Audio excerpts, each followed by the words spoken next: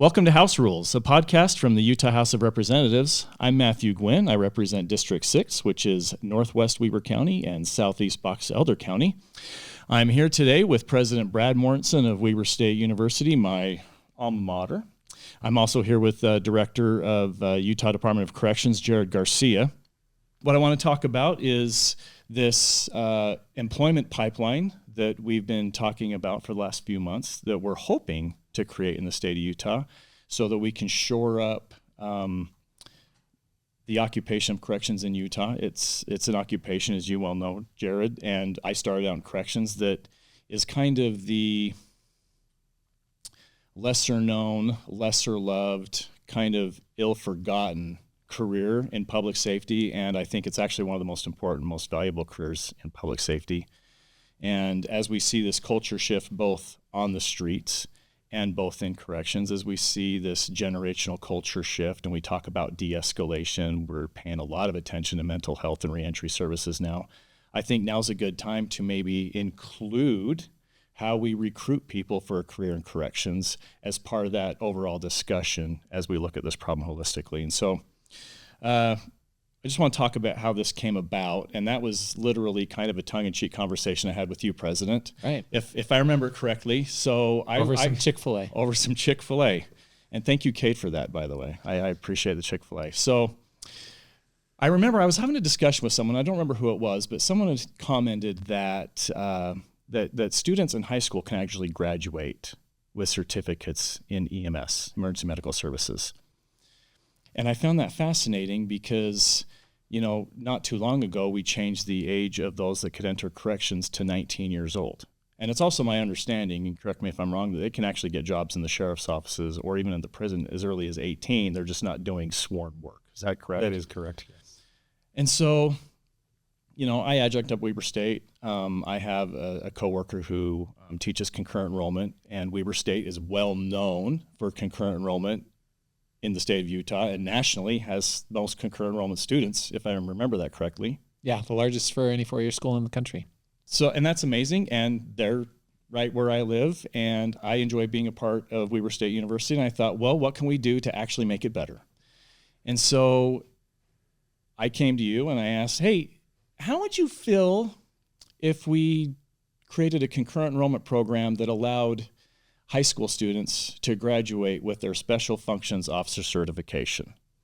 And the Special Functions Officer certification is just that foundational, mostly academic certification, right? We already have law enforcement classes in high school that they're already getting concurrent enrollment credit for. So, you know, me being naive at times, I was under the understanding that it probably wouldn't take much effort to kind of add that SFO certification as part of the process and give that to them in high school and actually make them employable for Department of Corrections, whether it be the county sheriff's offices or the Utah State Prison, almost right out of high school. Because right now, even to be in to be a police officer, you have to be 21 years old. And prior to changing the age to 19, you had to be 21 years old. 3 years is a long time kids can get in trouble, and they may never, ever be able to be a law enforcement officer ever again because of some of those decisions. And so we capture them early, we get them interested early, there's less time for them to make large mistakes that can affect them throughout their life, and we can give them a living wage and benefits almost as soon as they walk off the stage with their diploma. And so that's kind of what I want to talk about. I know that was a lot of information. Jared, if you wouldn't mind, how long have you been the director now? Oh, since I was appointed in February, so I guess we're coming up on 6 months. Okay, so but you're aware of the audits that occurred Absolutely under the previous director, and so you know some of those were scathing, but I think they were also sorely needed, right? And fortunately, through those audits, we've improved services, we've improved quality of life both for inmates and employees at Department of Corrections, and we've seen staffing levels actually come back to where they're manageable. Overtime is coming down. And the last time I had heard, I don't remember the number of 19-year-olds that were hired, but the retention rate was well over 80%, which I think is phenomenal, especially for such young kids, right? And so I kind of wanted to speak about that and the need for a long sustainable workforce in corrections. And then, Brad, if you wouldn't mind, can you kind of talk about more about how you got involved and maybe the progress we've made since we started this conversation? Yeah. So it really did start that conversation we had in February, I think, during the legislative session, where you brought up this issue and concern of, how can we accelerate and capture the interest of high school students to look into this corrections pathway, which, like you said, is a really valuable career opportunity for the students and also very needed from a public safety and just an overall correctional perspective. So we thrive on doing that at Weber State when folks from industry across the board come to us with some type of workforce need, and whether that's in construction or healthcare or anything, we really try to talk with employers and find out what the needs are and how we can accelerate that pathway to find that. So we went back and talked with our folks, and we're fortunate that we not only have the criminal justice program at Weber State, but also have our police academy. And so getting those folks together and the folks who work with the school districts on concurrent enrollment programs figured out pretty quickly that we can offer and package those academic courses that lead to that special function certification while students are in high school, really without too much problem at all. And the challenge we see with concurrent enrollment a lot of times is that it's very prevalent and there's a lot of it, but students, when they're in high school and the high school counselors don't know how to present a package for students so that they can see a pathway. But working with the State Board of Education and our folks who specialize in that, we've really been able to build out that pathway now. And there was one course in criminal justice that our criminal justice faculty are creating that to be a concurrent enrollment course now. So we can deliver all three of those courses for the academic side of that certification in the high schools as a concurrent enrollment class, which, by the way, is $5 a credit hour. So there's very little cash outlay for students to be able to take advantage of that. And then working with the folks at Post, that will streamline into the additional certifications that they can get to work beyond corrections if that's desired down the road. And so it was honestly a pretty easy conversation. Sometimes we don't know what opportunities are out there until someone will present them to us, and that opens up the door. And then our folks are great at walking through and figuring out what we can do to meet the need. And so it's honestly been a pretty easy project and process, but we wouldn't have known if you hadn't kind of identified the opportunity. So I got to admit, I was kind of taken back, right? Because I kind of approached you. I was quasi-serious, but also kind of tongue-in-cheek. I want to see where this goes, right? And no resistance from you. And foundationally, it sounds like 95% of the infrastructure is there. And so what I'm hearing is a kid about to graduate high school can potentially, when this is done, if we get this pulled off, we'll get college credit, high school credit, pay $15, and be employable as soon as they walk across the stage. Well, they might have to pay 45 because yeah, I think it's 9 credits, three credit classes. Okay. So yeah. Okay. Well, for $45, that's a pretty good deal. Yeah.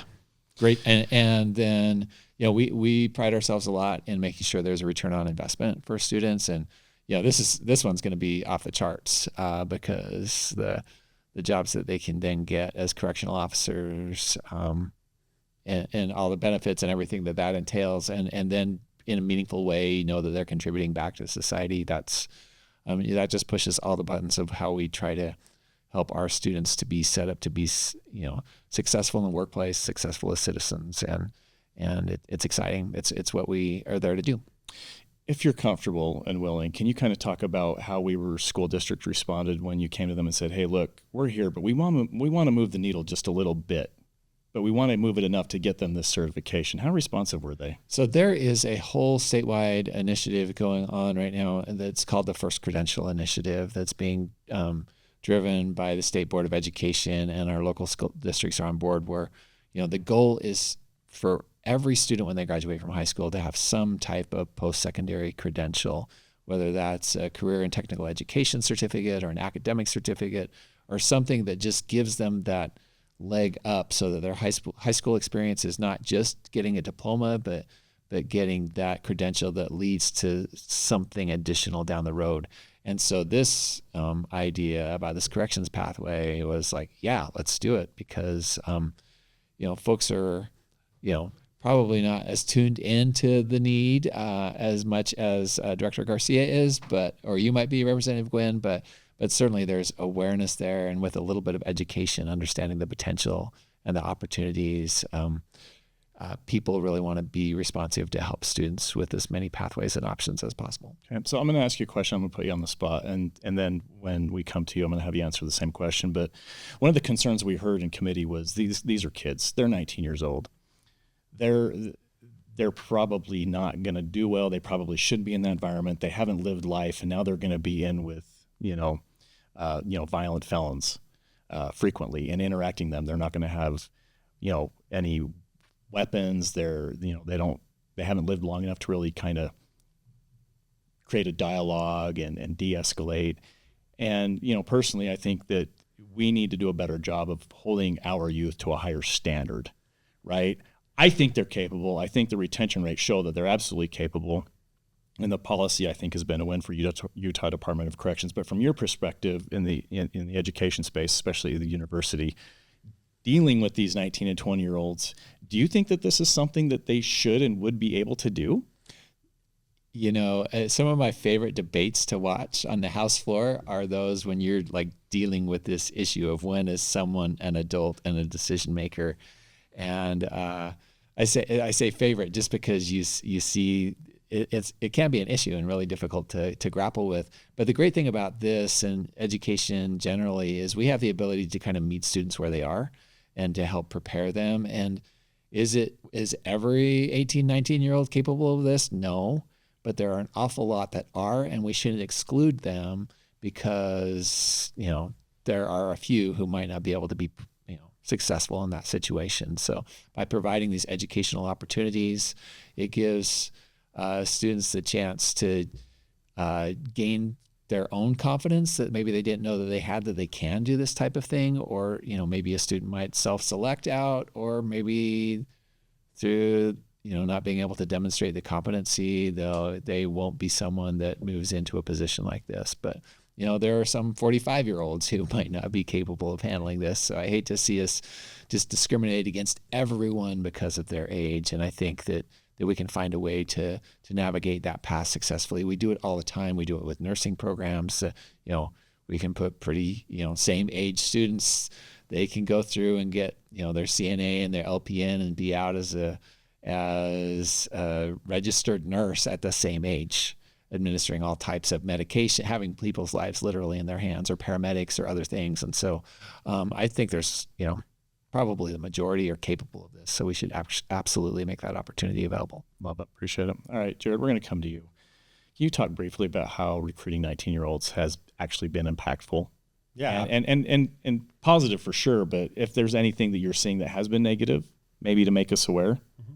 Absolutely. I'm in a unique position because I've worked for the Department of Public Safety for 20 years, at the Utah Highway Patrol and State Bureau Investigation. And then, as you know, I moved on to be a chief of police in Moab. And at both of those places, we were struggling to hire during those times. We kind of have lost our middle class in law enforcement of experience over the last several years due to some national issues. And then I come full circle to corrections, a place I never thought that I would work as the deputy 2 years ago. And we arrived at 400 vacancies, over 400 vacancies, which was crazy because it led to mandatory overtime. It led to adult probation and parole officers working within the prison in an area that many of them had never worked, which led to safety issues. And at the end of the day, it leads to a really, really poor environment overall, an unsafe and unhealthy environment, and a place that's not sustainable for people to work long term. We don't want law enforcement or corrections to just be a job. We want it to be a career that they're invested in, a selfless career where they're working to help people to improve. And so without getting into a rant, I think, and you kind of already touched on this, corrections is really a misrepresented, underrepresented part of the criminal justice system. I know I offend my former law enforcement colleagues when I say this, but corrections is a much more difficult profession or part of the criminal justice system than law enforcement. They're equally as important. And so when it comes to this issue, and the ability to hire 19-year-olds, people can view that as a challenge. Luckily, we've been able to get staffed because of the support of the legislature, the governor's office, and many other stakeholders. We are paying our correctional officers $31 an hour, which is crazy to me at this phase of my career, but straight out of high school. It's an opportunity for us because we're bringing young people in early in their lives before they make these critical mistakes that you touched on, and we have a great opportunity to teach them how to do law enforcement, conduct a corrections business in a professional way, in a thorough way, in a compassionate way, in a way where we can actually change the trajectory of people's lives, and at the end of the day, create better public safety outcomes in our community. So, as I think about this, and again, I actually had a brief stint in corrections, and I always had the mindset that I wanted to be on the road, right? That's where I wanted to be. I knew corrections was a stepping stone, and for me, it was intended to only be a stepping stone. But I look back, and some of the officers that I went to the academy with, they actually did a full 20 years in corrections, and I looked at them, and I'm like, that's amazing, right? It's not for the faint of heart, obviously.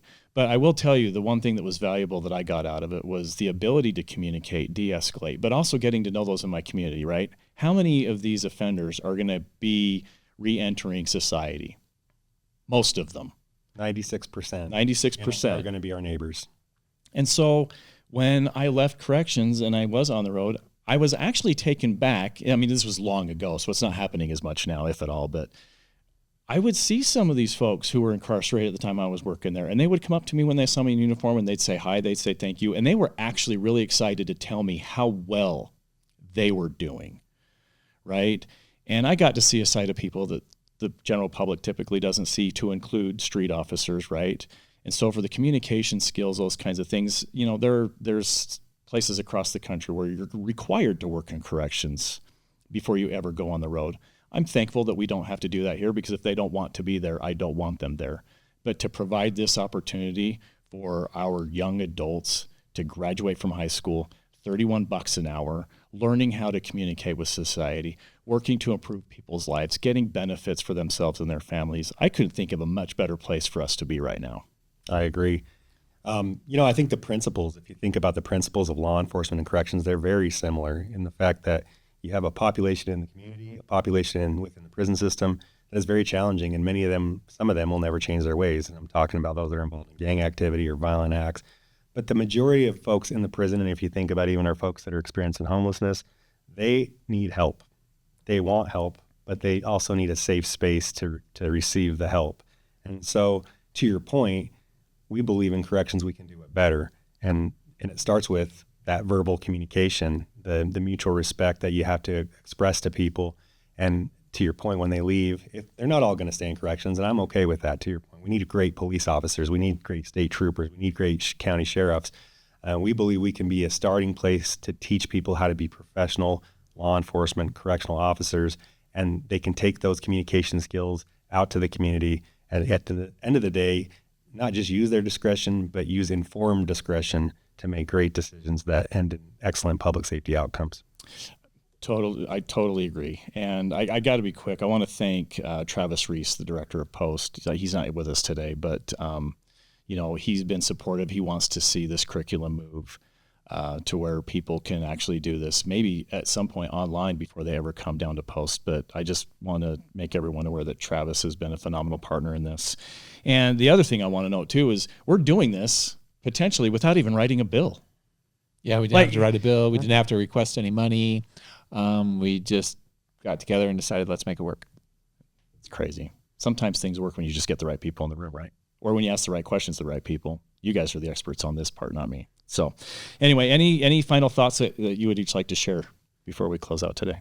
Well, just for anyone who's listening out there, this is one example. There might be other areas, whether it's in the criminal justice system or other industry and fields. I think Weber State, the technical colleges, the other institutions of higher ed across the state really want to be responsive to help meet those needs. I know from my other colleagues, but we don't know what we don't know oftentimes, even though, we're supposed to be universities, we're supposed to be smart, but we need to learn how to better adapt and meet the needs of our communities and our state. So please come to us with ideas or suggestions, and And oftentimes there might be a pretty easy solution that's just right there. We just need to uncover it.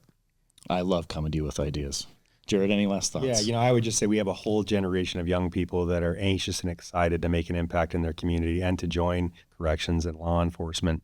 We've experienced that with Jordan School District and Granite School District with a pilot we're doing with them to bring people into an internship, and they conduct aptitude testing and make sure that they're the right candidates to join our profession down the road. And so I just want to thank you and your colleagues for the support that you provided to the Utah Department of Corrections, because, as you know, it's really not about us in public safety. It's about our community and keeping our community safe, and creating better pathways, more pathways to our profession is only going to help us to be better in the future.